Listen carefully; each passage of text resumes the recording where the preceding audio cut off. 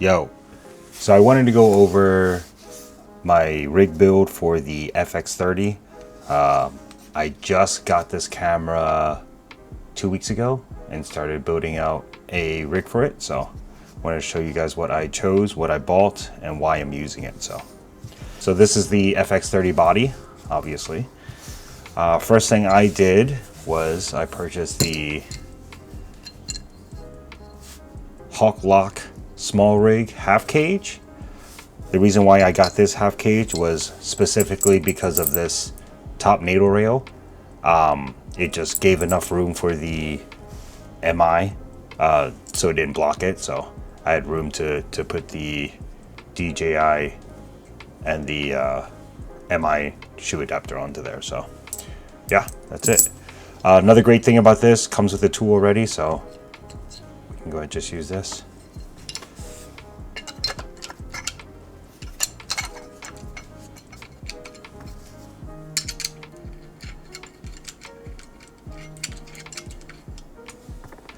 Make sure it's not too tight.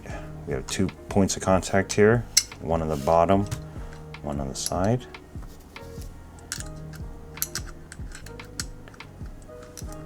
This one's always a tricky one to get in.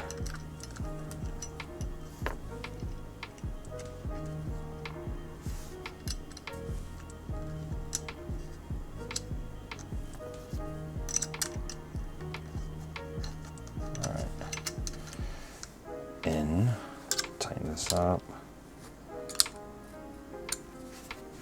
tighten this up.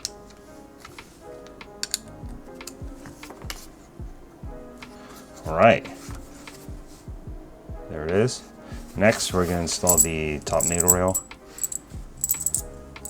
Again, reason why I picked this one is because it freed up the MI port, so that way I can plug in anything I want into there.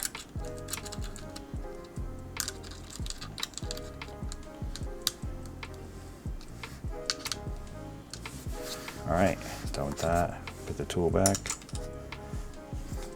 All right, next would be the top handle. So for this one, I chose the Sirui top handle. First off, comes with a tool right here, magnetized, which is really nice. But the better thing is that this bottom piece right here actually can be exchanged. It came with a NATO rail one and also a NATO rail adapter. But I chose this one because, again, I want to mount the DJI hot shoe, and with the NATO rail, it's probably like a millimeter or two too close to the MI port. So when you seat this in there, it doesn't seat all the way in, and it doesn't have a connection. So I chose this one because this is barely in there. I love that it has the RE locking pins too. So go ahead and put that in there. Again, using the tool. Just a crank on it. Okay, so that's it so far. All right, next, as you guys can see right here, there is a 3/8 thread hole. So I have this magic arm that I randomly have. Not even sure where I got it from, but I also had this 3/8 adapter 2/4, so I can actually just thread that in there. That's what we're gonna do. And this is where I'm gonna mount my monitor, and that way I can easily reposition it if needed. I was going to put a regular monitor mount, but I don't know why I'm doing it like that.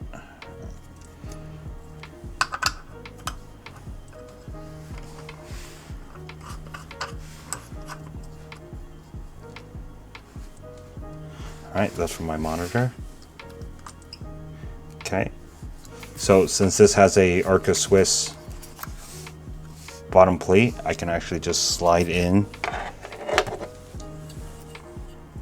my Manfrotto adapter. That way you can keep it stabilized a little bit. All right, so So there it is so far. Now we can add the hot shoe adapter. So we'll go ahead and take that out. There's a DJI one. Move that. Go ahead and insert it in.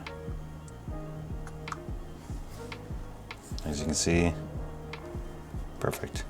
Goes right in there, and there's like a little hair space right here, but perfect. Okay, we can go ahead and flip that up.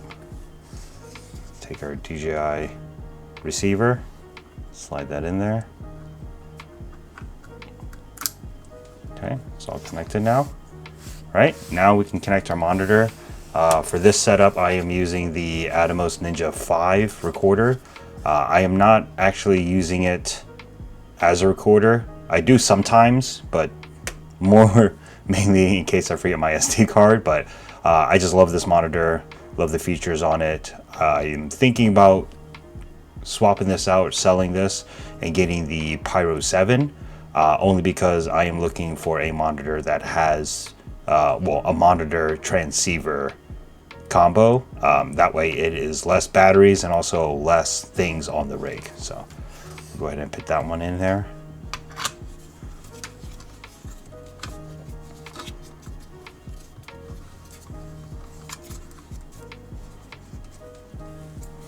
Okay, and then when it's like that, I can actually undo this, do it however I need to. Let's go ahead and zoom out a little bit. Oh, wrong way. All right, so that's what it looks like so far, right? Okay, so now what we're gonna do is we're gonna go ahead and connect the HDMI cable. So for the HDMI, I am using the Condor Blue right angle cable. So let's see if we can focus.